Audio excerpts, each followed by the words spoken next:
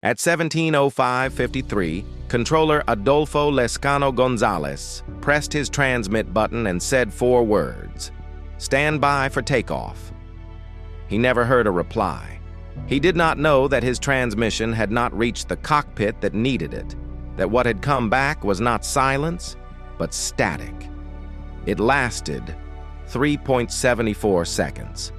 A burst of electronic interference, 2 radio transmissions arriving simultaneously on the same frequency, their signals colliding into a high-pitched squeal that made both messages completely unintelligible.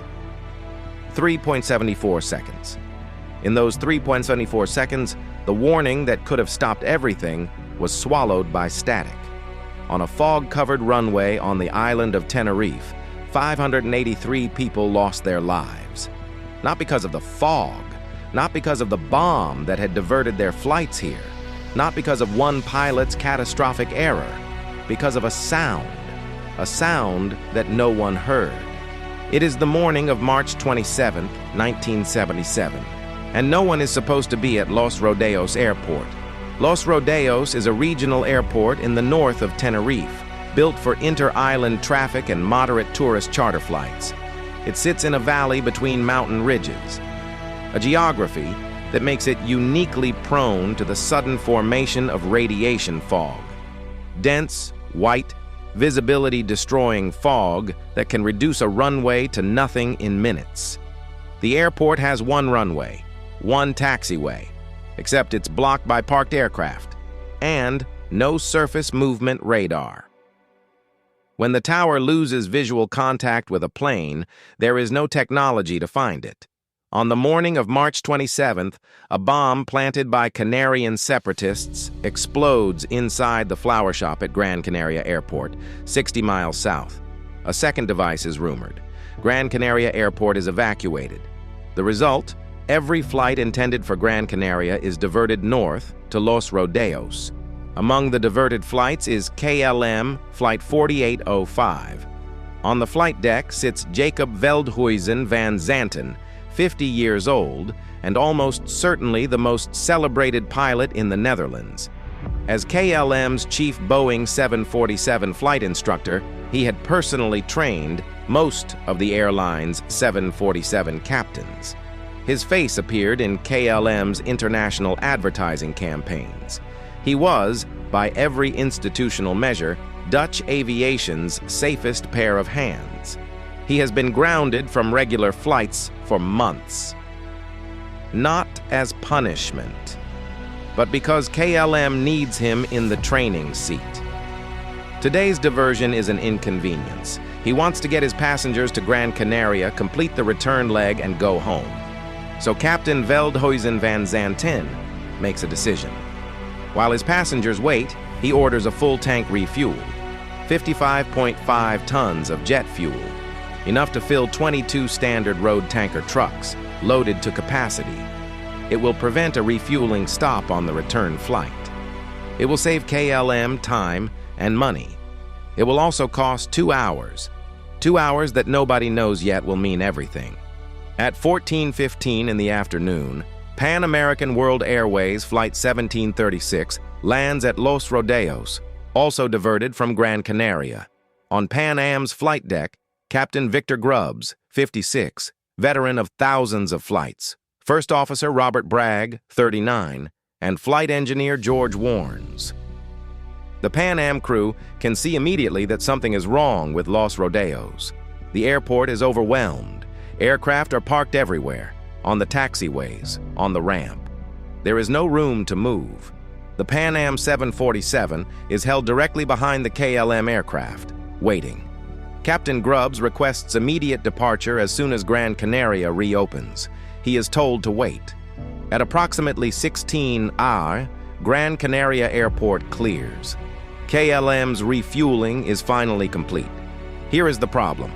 Because every taxiway is blocked by diverted aircraft, both 747s must backtaxi on the main runway, runway 30, to reach the departure threshold. In thick fog, on a runway with no radar, with 2 of the largest aircraft ever built, heading toward each other. KLM taxis first. Pan Am follows approximately 90 seconds behind. The tower instructs Pan Am to exit the runway at taxiway C3. In the fog, visibility now below 300 meters, the Pan Am crew cannot find C3. The exit markers are faded. The crew passes C3 without knowing it and continues towards C4. Pan Am is still on the active runway. At 17:02, KLM reaches the end of the runway, executes its 180-degree turn, and lines up. The tower is not watching them. There is no radar. The controller is working entirely on radio calls. At 17:05:44, the tower issues KLM its ATC route clearance, the navigation instructions for after takeoff. It is not a takeoff clearance. It never uses the words "cleared for takeoff." First Officer Klaus Moers reads back the route clearance, and then, for reasons that have been debated for half a century, he adds 5 words. "We are now at takeoff." The phrase is ambiguous, non-standard. Is the aircraft describing its position at the threshold, or is it announcing it has begun its takeoff roll?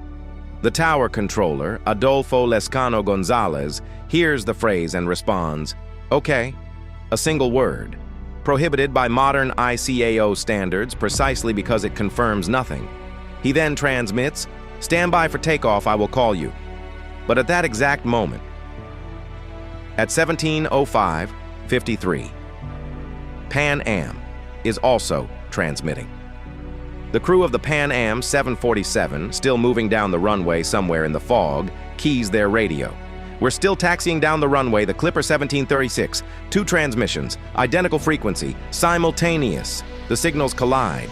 A 3.74-second heterodyne tone floods the frequency. A shrieking, continuous burst of electronic interference that overwrites both messages completely. Neither transmission reaches the KLM cockpit. Not the tower's "Stand by for takeoff." Not Pan Am's "We're still taxiing down the runway." 3.74 seconds of silence where the warning should have been. In the KLM cockpit, Captain Veldhuyzen van Zanten has already heard what he needs to hear. The word "okay." He advances the throttles. At 17:06:01, flight engineer Willem Schroeder asks a question. The right question. The only question that matters. "Is hij niet afdaan?" Is he not clear then? Van Zanten answers without hesitation. "Oh yes." KLM Flight 4805 begins its takeoff roll. The aircraft accelerates through the fog at 260 kilometers per hour. The Pan Am crew does not hear it coming. The tower cannot see either aircraft. At 17:06:40, First Officer Robert Bragg spots something in the white wall ahead, lights moving toward them. He does not have time to think. He shouts, "There he is! Look at him! God damn, that son of a bitch is coming!" Captain Grubbs applies full thrust. He turns the 747 hard left onto the grass, trying to swing the aircraft off the runway centerline. On the KLM flight deck, Van Zanten sees the Pan Am aircraft materializing from the fog ahead. He pulls back on the controls, attempting early rotation, trying to climb over it. The KLM nose lifts, but the main landing gear and the left side engines are still at ground level. At 17:06:50, at 16 minutes and 50 seconds past 5 in the afternoon, KLM Flight 4805 strikes Pan Am, Flight 1736. The left side engines tear through Pan Am's upper fuselage above the wing root. The right side engines shear the top of Pan Am's aft section completely. The KLM aircraft briefly becomes airborne, then slams back onto the runway 150 meters beyond the impact point and slides for 300 meters as 55 tons of jet fuel ignites. On the KLM aircraft, there are no survivors. On the Pan Am aircraft, 61 people escape through the torn left side of the fuselage, jumping from the wing, scrambling onto the runway, pulling each other away from the flames. When the casualty count was finalized, the number was 583, 583, more than the combined passenger capacity of 4 fully loaded modern regional jets. Gone in less than 4 seconds of contact, the single largest loss of life in the history of commercial aviation. It remains the deadliest aviation catastrophe in history. KLM Flight 4805 had carried 248 people. All 248 perished: the crew, the passengers, and Captain Jacob Veldhuyzen van Zanten, the man who had spent his career teaching other pilots how to fly safely. Pan American Flight 1736 had carried 396 people. 335 lost their lives. 61 made it off the runway alive. Of those, 9 later succumbed to their injuries. Robert Bragg, the Pan Am first officer who had spotted the approaching KLM aircraft in the final seconds, survived. He would spend decades testifying to the FAA, ICAO review bodies, and aviation safety conferences about the seconds before the collision. His cockpit voice recorder transcript, quoted in the official Dutch investigation report, became one of the most studied documents in the history of aviation safety. Joni Feathers, a Pan Am passenger from California, survived by evacuating through the torn fuselage. She has described what she witnessed since, the explosion as the plane went up like an atom bomb, watching other passengers unable to free themselves from seatbelts as the fire closed in. "It's always on my mind when I get on a plane," she has said in documented accounts. In the Netherlands, KLM's headquarters in Amstelveen flew its flags at half-mast. The airline's president-director, Sergio Orlandini, faced the press, while investigators from 3 countries began work on the runway. Dutch Prime Minister Joop den Uyl attended the memorial service. KLM ultimately accepted liability. The Dutch government paid compensation to victims' families. And an uncomfortable detail emerged in the aftermath. The KLM in-flight magazine published that month. The magazine that had been sitting in the seatback pockets of the aircraft Van Zanten destroyed featured a photograph of the captain himself, the face of Dutch aviation safety, looking out from the pages of the magazine in the hands of the people he had just killed. The Spanish and Dutch investigation teams produced different reports. The Spanish CIAIS placed primary blame on Captain Veldhuyzen van Zanten for initiating takeoff without a valid clearance. The Dutch Rijksluchtvaartdienst emphasized systemic failures, communications breakdowns, airport infrastructure deficiencies, crew dynamics, and distributed responsibility more widely. But the NTSB Human Factors study published in 1986 documented something that KLM's initial public statements had not acknowledged: the duty-time pressure. Under Dutch aviation regulations tightened shortly before March 27, 1977, KLM flight crews faced strict working hour limits. Van Zanten's crew had been on duty since early morning. If the Los Rodeos delay extended further, Dutch regulations would have required the entire crew to stand down, grounding the flight and creating massive disruption for KLM's scheduling. The refueling order, the urgency to depart, the willingness to advance throttles on an ambiguous okay. These decisions, documented in the investigation record, were made by a man under institutional pressure that never appeared in KLM's first public statements. ICAO endorsed the Spanish primary finding. The cause was the captain's unauthorized takeoff. The contributing factors were systemic. After Tenerife, aviation was never the same. Within 3 years of the disaster, ICAO revised its standard phraseology for all member states. The word takeoff was restricted exclusively to the moment of clearance issuance and its readback. All other runway communications replaced it with departure. The word okay was prohibited as a standalone ATC acknowledgement. Mandatory readbacks of runway clearances were instituted worldwide. But the change that mattered most came from the cockpit dynamics question that flight engineer Schroeder had forced into the record with his single question. Is he not clear then? Tenerife proved that the most dangerous person in a cockpit is a confident, experienced captain who is wrong, and a crew conditioned by hierarchy to stop challenging him. In 1981, the FAA issued the first advisory circular formalizing crew resource management training for U.S. air carriers. CRM, the requirement that every flight crew member be trained to challenge authority, to voice concerns, to force captains to respond to safety questions, traces its mandate directly to this runway, this fog, and the question that was answered with, "Oh yes."